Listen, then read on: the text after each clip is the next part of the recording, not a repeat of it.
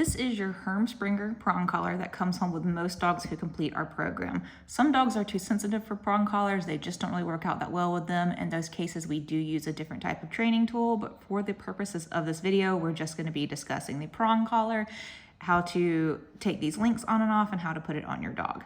So when you get your prong collar, it's typically going to be set up like this.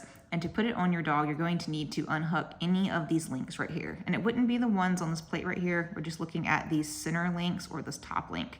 And they all come off the exact same way. What we're wanting to do is pull this top link out of this bottom link.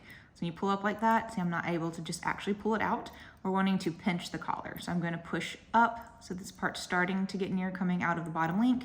And I'm going to squeeze and pull it out. Same for putting it back in. I generally will take the link that's nearest my index finger, push it in this hole, and then push down with my thumb so I have better leverage. Same with pushing it up or taking it off. I'm gonna push down with my thumb, up with my index finger, and squeeze to take it out. So I'm gonna go over that a couple more times. Pop it in, take it off, in, and out. When I send these home with clients, I suggest when you get your dog home, put them in their crate, and when you have time or you're watching TV, just practice doing this. That way you can get the muscle memory down. This is a little bit more difficult to do when you're first starting out with a prong collar. So just do this over and over. Make it easier for you to undo these links. That way when you go to put it on your dog, you're not struggling quite so much. Because when you do put it on your dog, you're also going to be dealing with the fact that they will be moving as well. They're going to be happy to see you. So it's good if you go ahead and you have that muscle memory down.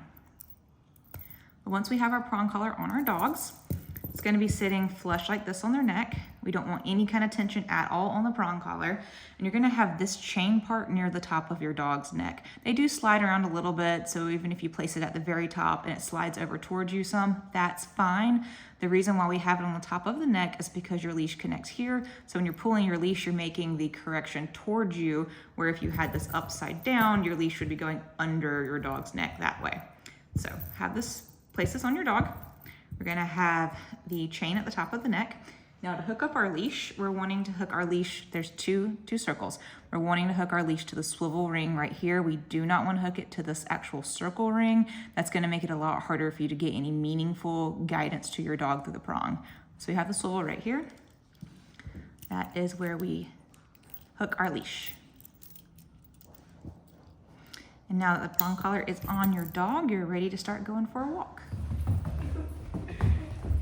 Sit. So if you're working with your dog with prong collar properly, your dog should be this excited to see you get out your training tools.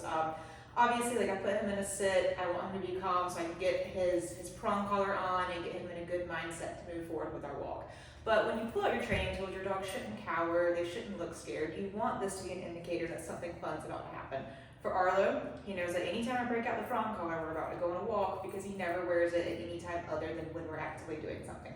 So I'm hoping I get a good angle here for you. I want to show you how to put the prong collar on your dog now that I've shown you how to open and close the links and what the pieces are.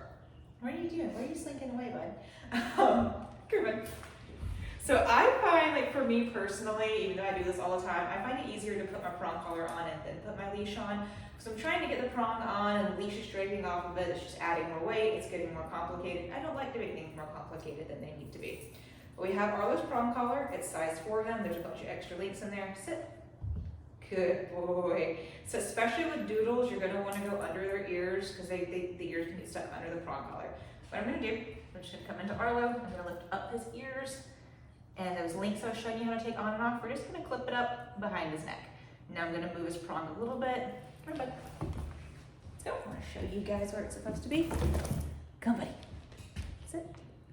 So we have his prong collar up at the top of his neck. It's not, now with him having the straight neck that he does, it's going to dangle down a little bit. That's okay. But oftentimes with people, you'll see them have the prong collars on their dogs. They didn't do any research, and your prong collars are dangling down here. That's not giving you what you want, and you're not getting good even pressure on your dog, and this can actually cause damage to your dog's neck and skin. So we do want our prong collar set up high. Sit.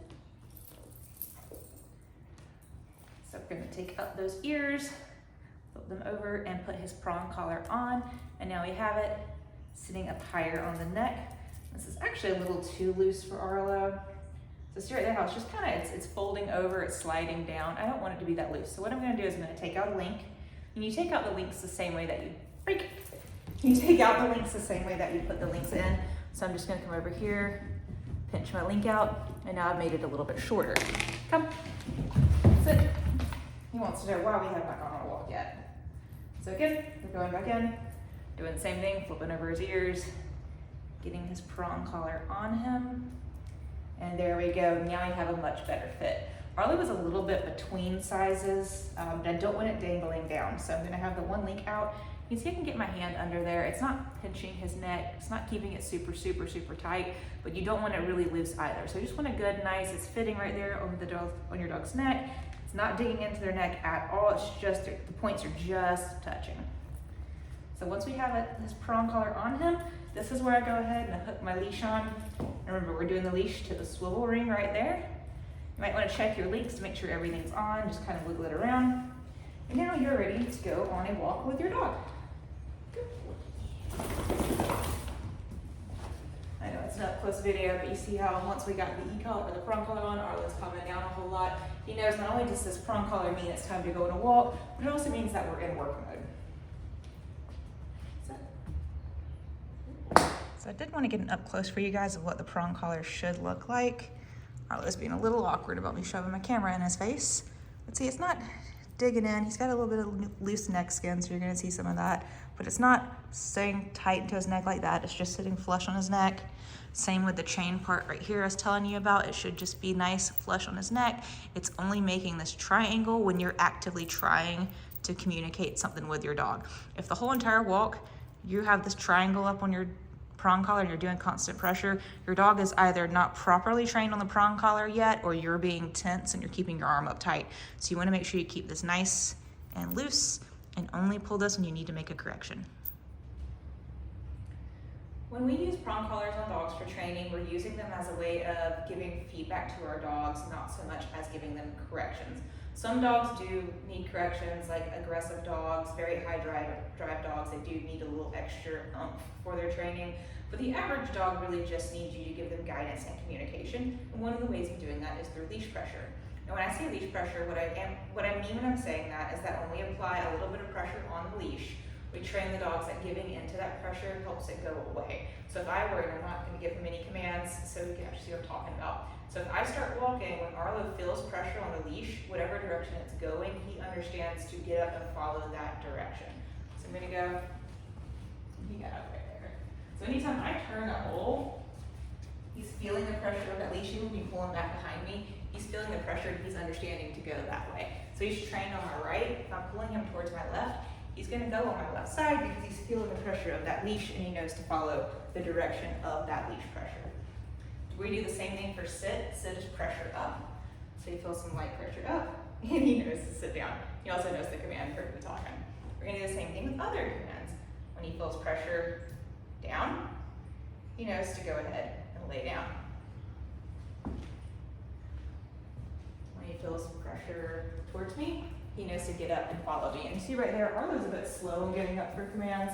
I'm not snatching him up with a prong collar and forcing him to follow me. I'm just applying a little bit of pressure. I know the dog, I know how he works. And just having him follow the pressure of that prong collar. See, there's no yanking, there's no snatching, there's no hard corrections, it's just communicating. This is the direction I want you to go. That's also great for if you're walking your dog, and let's say Arlo's trained on my right, we have a dog come in this direction that I just know is gonna act aggressively. I can walk Arlo and just switch my hand over, very casually bring him over to my left side and keep going. So I'm not applying any more intensity or energy into the situation. I'm just casually crossing my dog over and he's following the pressure of the leash. Now, I've gone over how to take your prong collar on and off, where to hook up your leash, where to place it on your dog, and what we're doing with the prong collar itself.